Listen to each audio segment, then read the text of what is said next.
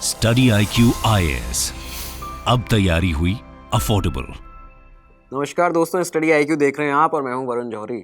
आज के इस केस स्टडी के एपिसोड में हम ये बात करने वाले हैं कि एक बहुत बड़ी समस्या जिसे छोटी समस्या के तौर पर देखा जाता है, उस पर इतना ज़्यादा ध्यान नहीं दिया जाता, उस पर कोई कानून नहीं, उस पर कोई सख्त एक तरह से कहा जाए कि एक्शन नहीं लिया जाता कभी। लेकिन ये कोई छोटी समस्या नहीं है, एक बहुत बड़ी समस्या है। और ये समस्या है नकल करने की। स्कूलों में, परीक्षाओं में, कॉलेजेस में नकल करने की ये जो समस्या है, इसी के ऊपर आज की एक केस स्टडी है। और इसमें आपको बताना है उस केस स्टडी के अकॉर्डिंग कि क्या आप करेंगे, आपका पक्ष क्या रहेगा, किस तरह के आप स्टेप्स उसमें लेंगे और क्या करना चाहिए। तो ये एक इस तरह की केस स्टडी है, एक ऐसा सवाल है जिसकी शुरुआत होती है कुछ ऐसे कि एग्ज़ामिनेशंस में चीटिंग जो है वो भारत में कोई ये नहीं है कि रिसेंट टाइम्स में हो रही है। ये बहुत लंबे समय से चला आ रहा है और बड़ी तादाद में चीटिंग करवाना, कभी कभी ऐसा आपने सुना होगा कि स्कूल्स में, कॉलेजेस में मास चीटिंग करवाई जा रही है। लोग बाहर से आ रहे हैं, चिट्स दे रहे हैं लोगों को चीटिंग के लिए, आंसर की स्लिप्स दे रहे हैं और वो उसमें से लिख रहे हैं। तो इस तरह की चीज़ें सामने आती हैं और हाल ही के समय में ये जो है वो बहुत ज़्यादा ऑर्गेनाइज भी हो गया है। इसको करने का जो तरीका है लोगों का, जो लोग चीटिंग करवाते हैं, इसमें कई बड़े बड़े ऐसे लोग भी शामिल होते हैं जो बड़े बड़े एग्ज़ाम्स में चीटिंग करवाते हैं लोगों को, बच्चों को, स्टूडेंट्स को, कैंडिडेट्स को। तो ये जो है ये भारत में एक बड़ी समस्या। और हाल ही में भारत के अंदर जो बिहार में एक स्कूल के अंदर आपने ये देखा होगा कि बच्चे जो अंदर एग्ज़ाम दे रहे थे, उनके माता पिता और उनके रिश्तेदार स्कूल की दीवार फांद फांद कर अंदर जा रहे थे और उन्हें जो स्लिप्स थी, जो आंसर स्लिप हैं, जो चीटिंग की चिट्स हैं, वो पकड़ा रहे थे नकल करने के लिए। तो ये जो था वीडियो एक बहुत ज़्यादा वायरल हुआ था और इसके बाद भारतीय मीडिया ने और विदेशी मीडिया ने भी इसको चलाया था और इसने भारत की जो छवि थी उसको बहुत ज़्यादा धूमिल किया था। वैश्विक स्तर पर, वैश्विक मंच पर भारत की जो छवि है वो धूमिल हुई थी इससे। इस चीटिंग के प्रोसेस में आजकल टेक्नोलॉजी भी बहुत ज़्यादा, जब से टेक्नोलॉजी आई है तब से और ज़्यादा एक तरह से स्मूथ फ्लो बन गया है। एक बहुत ही ज़्यादा ऐसा पैटर्न बन गया है कि लोग चीटिंग के लिए कई बार इलेक्ट्रॉनिक डिवाइसेस का भी यूज़ कर लेते हैं। ये जो रैकेट्स हैं, चीटिंग के रैकेट्स हैं, ये कई सारे ऐसे बड़े रैकेट्स भी चलाए जाते हैं। कई बार मेडिकल एग्ज़ाम में आप देखते हैं, इंजीनियरिंग के बड़े एग्ज़ाम्स में देखते हैं कि चीटिंग कराई जा रही है। इसके लिए इक्विपमेंट्स का, इलेक्ट्रॉनिक डिवाइसेस का तो यूज़ किया ही जाता है, साथ में इसमें जो रैकेट्स हैं उसमें कई ऐसे डॉक्टर्स होते हैं, कई इंजीनियर्स के, टीचर्स के रैकेट्स हैं। एग्ज़ाम इन्विजिलेटर जो होते हैं वो लोग कई बार चीटिंग कराते हैं। तो ये देखने को सामने आता है। और यहाँ तक कि एक, अब तो मूवीज़ में भी आपने देखा होगा, एक मूवी आई थी लगे रहो मुन्ना भाई, तो उसमें भी इस तरह के इस इशू को बहुत ज़्यादा हाईलाइट किया गया था। वहाँ पे भी पब्लिक के नोटिस में इसको लाए थे वो लोग। ये जो खतरा है, ये जो चीटिंग का पूरा प्रोसेस चल रहा है और ये एक बड़ी समस्या है। इससे निपटने के लिए भारत में एक भी कानून नहीं है, कोई ऐसा कानून नहीं है, कोई ऐसा ठोस सख्त कोई एक्शन नहीं लिया जाता इस पर। और ये एक बड़ी समस्या बन के सामने उभर रहा है। अब आपको क्या करना है, आपको इस पूरे मसले के ऊपर, एक मास चीटिंग के ऊपर अपना पक्ष बताना है, अपना बताना है आपको ये चीज़ कि आप इस खतरे से, इस चीटिंग, मास चीटिंग जो है, इससे निपटने के लिए आप क्या करेंगे और आपके क्या सुझाव हैं। मेनली वो आपको यहाँ पे अपने उपाय बताने और सुझाव बताने हैं। तो ये पूरा का पूरा एक सवाल है जहाँ पे आपसे पूछा गया है कि आप इसमें किस तरह से इस पूरी समस्या को देखते हैं, फिर आप अपने इसमें जवाब बताएंगे, अपने जो सुझाव हैं वो देंगे। ऐसे सवालों में जब यहाँ पे आपके पास कोई, आपको इस तरह से किसी पोजीशन पे नहीं रखा गया है कि आप किसी जिले के IAS हैं या IPS हैं और आपके सामने कोई समस्या है, आपको जब ऐसे सवाल सामने आते हैं तो आपको ब्रॉडर व्यू में ओवरऑल सारी जो कॉन्सिक्वेंसेज हैं, जो सारी समस्या है, उसको ब्रॉडर व्यू में देख के अपने आंसर को यहाँ पे स्ट्रक्चर करना होता है, लिखना होता है। आपको ये भी देखना होता है कि ऐसा कोई सवाल तो नहीं है जिसमें एथिक्स का आपको मेंशन करना हो कि क्या क्या एथिक्स इसमें इन्वॉल्व है, कोई राइट्स तो इसमें इन्वॉल्व नहीं है, कहीं पे कोई अधिकार किसी के हनन तो नहीं हो रहे, जस्टिस इनजस्टिस किसके साथ हो रहा है, ये आपको देखना होता है। फिर आपको अपना आंसर सारी चीज़ों को देख के बताना होता है। और अगर कुछ ऑप्शंस होते हैं आपके सामने उसमें, वो भी आपको वहाँ बताने होता है कि ये तीन इस तरह के ऑप्शंस हमें दिख रहे हैं, 3 ऑप्शन, 4 ऑप्शन, 2 ऑप्शन, जो भी आपको दिख रहा हो। तो इस तरह के क्वेश्चन को आपको इस वे में यहाँ पे लिखना होता है। तो अब हमेशा की तरह इस वीडियो को पॉज करिए और इसके बाद अपने सुझाव लिखिए, अपने उपाय लिखिए, मास चीटिंग से आप किस तरह से आप इसको देखते हैं और क्या आप इसमें सुझाव करेंगे कि जिससे ये ख़त्म हो सके। तो इसके बाद हम आप बात करेंगे आपसे इस आंसर की जो इसका होना चाहिए। इस बीच आपको ये बता दें कि अगर आप यूपीएससी सीएसई की तैयारी कर रहे हैं, आईएएस बनना चाहते हैं, आईपीएस बनना चाहते हैं या इस एग्ज़ाम को क्रैक करना चाहते हैं, तो यहाँ पे भारत का best affordable education platform study IQ आपके लेकर आया है एक programme P2I prelims to interview. यहाँ पे आपको प्रीलिम्स से लेकर के इंटरव्यू तक की पूरी तैयारी कराई जाती है। कई सारी सहूलियतें मिल जाती हैं आपको, मॉक टेस्ट मिल जाते हैं, लाइव क्लासेस, रिकॉर्डेड क्लासेस मिल जाती हैं, हिंदी इंग्लिश तीनों भाषाओं में आपकी सहूलियत के हिसाब से आप बैच चूज़ कर सकते हैं। मेंटरशिप मिल जाती है 1 to 1, आपको ज्ञानवाणी सेशंस मिल जाते हैं, बड़े बड़े ब्यूरोक्रेट्स के साथ में सेशन कराए जाते हैं। तो आपको ये सारी चीज़ें यहाँ पे मिलती हैं। बाकी चीज़ें भी जो आप जानते हैं, भली बात आप वाकिफ़ हैं कि आपको इस पूरी प्रक्रिया में, इस प्रोसेस में, इस परीक्षा में किन चीज़ों की, किन स्टडी मटेरियल की आवश्यकता है, वो सब कुछ यहाँ पे स्टडी आईक्यू आपको दे रहा है और एक बैच के अंदर दे रहा है, एक कोर्स के अंदर दे रहा है। आपको इस वीडियो के डिस्क्रिप्शन में जाके कोर्सेज़ देखने, उसके बाद में वहाँ पे जो 70,000 का जो आपको कोर्स दिख रहा है P2I बैच का, वो वहाँ पे आपको आज 24,999 में मिल जाएगा एक कोड लगाने से। वीजे लाइव ये जो कोड है वो आप लगाएंगे और इसी के साथ आपको 70,000 का कोर्स 24,999 में यहाँ पे आपको मिल जाता है। अपनी तैयारी को तो बहुत मजबूत बनाएंगे, एक बड़ा डिस्काउंट भी लेंगे और इस लक्ष्य में, अपने इस एग्ज़ाम को क्रैक करने के, उसके बहुत ही नज़दीक आप पहुँच जाएंगे और हमारी शुभकामनाएं आपके साथ में, आप इस एग्ज़ाम को क्रैक भी करेंगे। तो जल्दी से जल्दी अपना कोर्स सेलेक्ट कीजिए। इस वीडियो के डिस्क्रिप्शन में जाके एक बार ज़रूर देखिएगा और अपना कोर्स सेलेक्ट करके वहाँ पे इस कोड को लगाइए, अपनी तैयारी को मजबूत बनाइए। धन्यवाद। तो उम्मीद है आपने अपना आंसर लिख लिया होगा। बेसिकली अब इसकी बात करते हैं, क्योंकि यहाँ पे कोई आपको पोजीशन नहीं दी हुई है कि आप इस पोजीशन पे और आपको उसके बाद अपना आंसर देना है। तो यहाँ पे ओवरऑल ब्रॉडर व्यू में आपको अपना आंसर लिखना है। बेसिकली अब बात करते हैं चीटिंग की। तो चीटिंग एग्ज़ाम के अंदर करना, ये खुद के साथ में एक तरह से आप ज़्यादती करते हैं। आप खुद को एक तरह से कहा जाए कि आप खुद के साथ यहाँ पे नाइंसाफ़ी करते हैं और साथ में सिस्टम के साथ में, वो जो एक प्रक्रिया बनाई गई है एग्ज़ाम की, उसके साथ में आप यहाँ पे नाइंसाफ़ी करते हैं। एथिकल इश्यूज़ के बारे में बात करेंगे कि वो यहाँ पे क्या क्या इन्वॉल्व है इस पूरे चीटिंग के, मास चीटिंग के केस के अंदर। एथिकल इश्यूज़, पहली बात तो ये एक अनफेयर एडवांटेज देता है उस शख्स को जो चीटिंग कर रहा होता है। उसके पास में एक ऐसा अनफेयर एडवांटेज होता है जो कि बाकी लोगों के लिए, उनके लिए एक अन्याय के तौर पर उसको देखा जा सकता है कि वो उनके साथ में अन्याय हो रहा है यहाँ पे। ठीक है, इसके बाद में आपको ये एक ऐसी सिचुएशन में डालता है जो कि एक अनफेयर कंपटीशन है, जिसमें आप चीटिंग करके एक अपर हैंड ले लेते हैं और जो दूसरे लोग हैं उनको भी ये प्रेरित करता है कि उसी तरह से वो क्योंकि चीटिंग करें। एक क्योंकि कंपटीशन उनके लिए डेवलप हो गया है, क्योंकि आपके पास चीटिंग आप कर रहे हैं, आपके पास चिट्स हैं, उसके बाद में चीटिंग से आप ऐसे नंबर ला सकते हैं जो वो लोग पढ़ के नहीं ला पा रहे हैं। तो यहाँ पे उनको भी ये प्रेरित करता है ये गलत काम करने के लिए, चीटिंग करने के लिए। और ख़ास करके आज के दौर में जहाँ पे अंकों को, जो मार्क्स हैं एग्ज़ाम में, उनको ज़्यादा तवज्जो दी जाती है, उनको ज़्यादा महत्व दिया जाता है। ऐसे में चीटिंग के साथ क्या होता है कि चीटिंग जो शख्स करता है, ये उसका मोटिवेशन तो किल करती ही करती है, साथ में उसकी जो हार्ड वर्क करने की क्वालिटी है उसको भी ख़त्म करती है। चीटिंग के साथ में, नकल करने के साथ में सबसे बड़ा डिसएडवांटेज ये है कि यहाँ पे ये क्या करता है कि आपके मोटिवेशन को, आपके हार्ड वर्क को किल कर देता है, ख़त्म करता है। उस क्वालिटी को, जो आपकी डेडिकेशन है, उस डेडिकेशन की क्वालिटी को ख़त्म करता है, जो आने वाले जीवन में आपको आगे बहुत ज़्यादा ज़रूरी है अपने साथ में उस डेडिकेशन को रखना।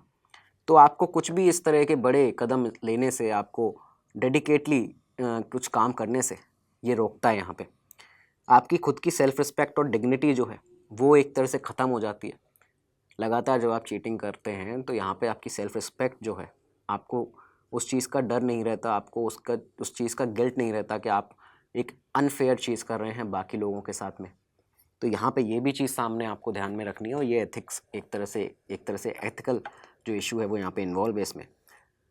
जो चीटिंग की हैबिट होती है, अगर ये कंटिन्यू रहती है तो ये आपको आने वाली आपकी ज़िंदगी में बहुत ज़्यादा नुकसान पहुंचा सकती है। कई बार इसके रिजल्ट सामने देखने को आपको मिल सकते हैं कि आप करप्शन भी, आपके लिए, आप किसी पोस्ट पे अगर पहुंच जाते हैं या फिर आप किसी भी काम में हैं, तो आप अपने काम में हो सकता है आप करप्शन करते हैं, आप करप्शन करें। एडमिनिस्ट्रेटिव इनएफिशिएंसी जो है वो यहाँ पे सामने आपको दिखेगी कि आप उस तरह से एक प्रशासनिक सेवा में या किसी भी सेवा में कार्यरत हैं तो आप वहाँ पे ठीक तरह से काम नहीं कर पाएंगे, क्योंकि आपको चीटिंग करके आगे बढ़ने का जो प्रोसेस है उसमें आप हमेशा से पड़े हुए थे, उसमें आप थे। तो ये करप्शन को भी यहाँ पे आगे जाके हो सकता है कि आप इसमें करप्शन भी कर सकें। चीटिंग जो है ये सिर्फ वो जो पर्सन है जो चीटिंग करता है उसको अफेक्ट नहीं करता, ये पूरे जो सोसाइटी है उसके स्ट्रक्चर है उसके लिए भी एक रॉन्ग एग्जाम्पल यहाँ पे सेट करता है।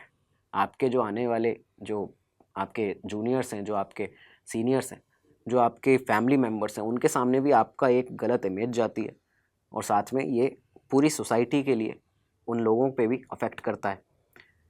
इसी के साथ जो इकोनॉमिकली अगर देखा जाए और प्रोफेशनलिज्म में देखा जाए तो जो शख्स चीटिंग करके पास हुए हैं, कई बार हम देखते हैं कि स्कैम्स होते हैं।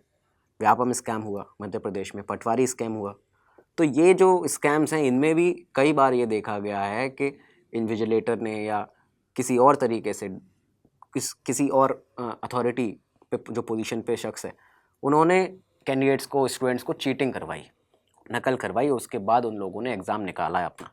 तो ये जो है ये भारत की इकोनॉमिक पे अगर देखा जाए और प्रोफेशनलिज्म के तौर पे देखा जाए तो यहाँ पे भी बहुत ज़्यादा जो वर्क फोर्स है उसको हार्म करता है, उसको उसके लिए नुकसानदायक है, क्योंकि इनएफिशिएंट लोग जो हैं वो उन पदों तक पहुँचते हैं ऐसे चीटिंग करने से, जो लोग उस काम को करने में सक्षम नहीं है लेकिन फिर भी वो चीटिंग करके, नकल करके उन पदों तक पहुँच चुके हैं।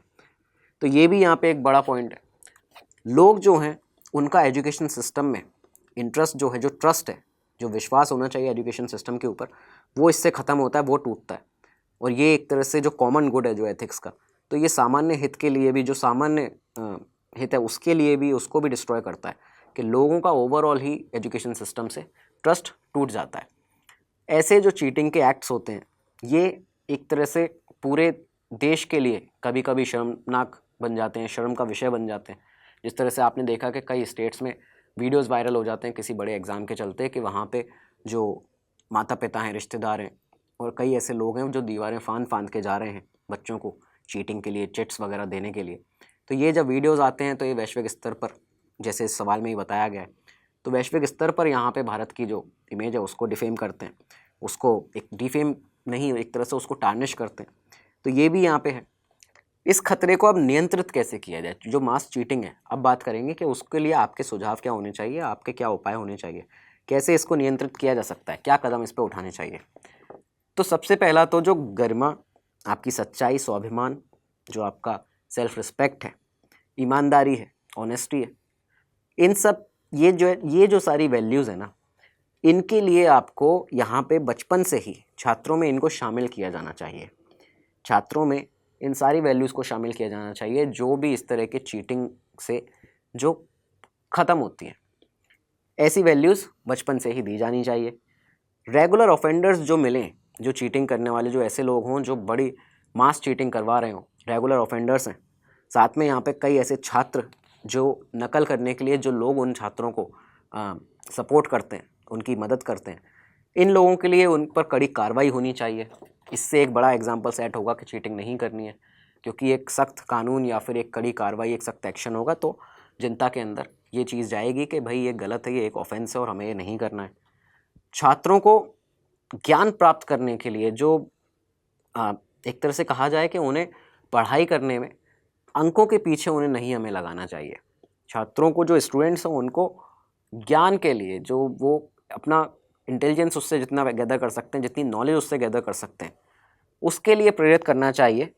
अंकों के पीछे उन्हें भागने के लिए प्रेरित हमें नहीं करना चाहिए कि आज के टाइम पे जो है कि आपके अंक अगर ज़्यादा आ गए तभी आप एक अच्छे विद्यार्थी हैं, तो वो चीज़ नहीं होनी चाहिए।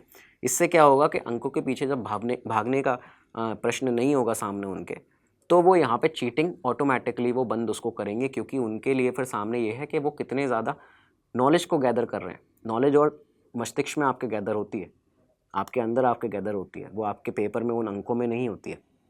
तो ये चीज़ आपको यहाँ पे डालनी चाहिए, बच्चों के अंदर समझानी चाहिए, उन्हें सिखाया जाना चाहिए कि ये जो असफलता है, जो फेलियर्स हैं, वो आपको सुधार करने का एक मौका है।